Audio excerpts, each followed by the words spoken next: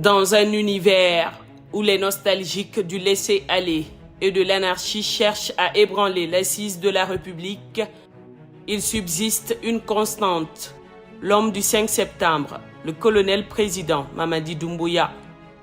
Face au logoré verbal stérile, il se tient un homme d'action, laissant ses actes parler à sa place.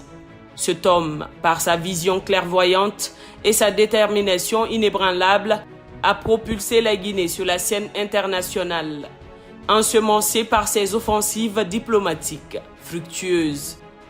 Sa récente visite au Royaume d'Arabie Saoudite s'est avérée riche en fruits, gravant son empreinte dans l'histoire contemporaine de la nation. Loin des discours creux, ses actions ont marqué plus d'un lors de la première édition du sommet Arabie Saoudite-Afrique qui s'est tenu à Riyad. Honneur, révérence, déférence, ajoutez-y l'estime, le respect, la respectabilité et l'urbanité. De Riyad à la Mecque, en passant par Médine, la Guinée a été honorée à travers son président. La diplomatie et ses codes, les routiniers du secteur le savent. Ceux qui ont écumé les grands théâtres de ce monde témoigneront. Quand on a des égards pour un pays, cela se sent, cela se voit, cela apparaît et transparaît dans le traitement que l'on accorde à son leader. Le nôtre a été choyé par le serviteur des deux saintes mosquées et le prince héritier.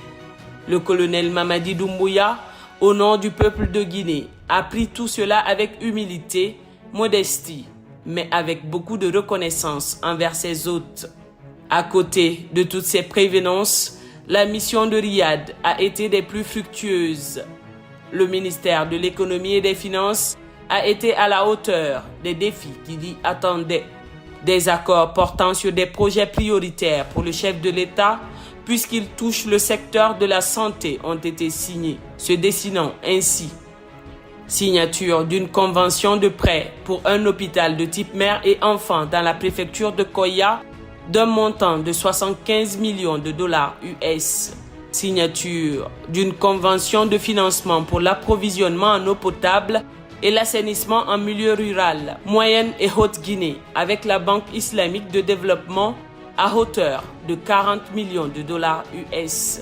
Signature d'une convention de financement pour le développement du secteur de la santé avec la Banque islamique de développement à hauteur de 54 millions de dollars US, englobant la construction d'un centre de cancérologie à Conakry, des centres de transfusion sanguine dans les préfectures de Kankan et Zérékoré. Le pragmatisme sous le CNRD se définit ainsi: une vision, une méthode et des actions pour sa mise en œuvre. Et ce n'est pas tout. Sur le plan interne, dans le cadre de la poursuite du processus d'un retour à l'ordre constitutionnel, des actes louables sont posés. Sous les auspices du ministère de l'Administration du Territoire et de la Décentralisation, rappelez-vous de l'adoption le 25 octobre dernier par le Conseil national de la transition du projet de loi portant identification des personnes physiques et un autre portant régime de l'état civil. Cela permettra de donner un régime juridique propre à l'identification des personnes physiques qui n'existaient pas auparavant. La maîtrise de l'évolution de la population guinéenne, la sécurité des citoyens guinéens et la protection de leurs données personnelles, des questions sensibles et stratégiques qui trouveront des réponses idoines grâce à ce nouveau cadre légal.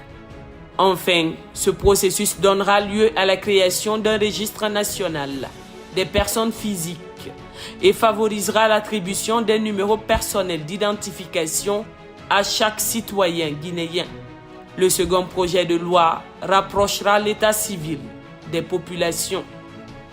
Dans le même sillage, le ministère de l'Administration du Territoire et de la Décentralisation, à travers le Programme national de recensement administratif à vocation d'état civil, a lancé un appel à candidature aux organisations non gouvernementales. Cet acte vise à les engager dans la stratégie de communication et de mobilisation sociale du Programme national de recensement à vocation d'état civil.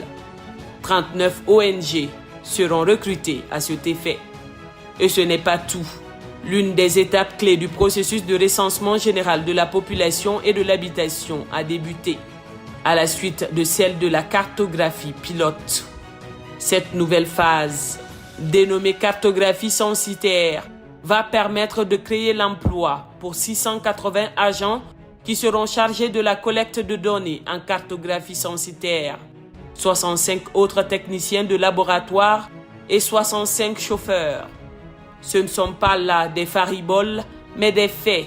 Hélas, dans une telle configuration où le processus va bon train, les nostalgiques du chaos ne s'y plaisent pas. Les businessmen de la crise y sont inconfortables. Et pour en rajouter à leur inconfort, l'État et les syndicats sont parvenus récemment à un accord pour sauver la paix sociale. Un accord qui a douché la joie, l'allégresse des adeptes de l'anarchie. Eux qui espéraient attiser ainsi les flammes de la division et de la violence. Les rivalités des uns et des autres prennent parfois dans notre pays des proportions à tout fouler au sol au nom des intérêts de quelques-uns et au détriment de la grande majorité. La transition en cours met l'intérêt supérieur de la Guinée au-dessus de tout. Et que l'on le sache, les choses iront de mieux en mieux, car la détermination du chef de l'État, le colonel Mamadi Doumbouya, à baliser le chemin pour une nouvelle Guinée ne faiblira point.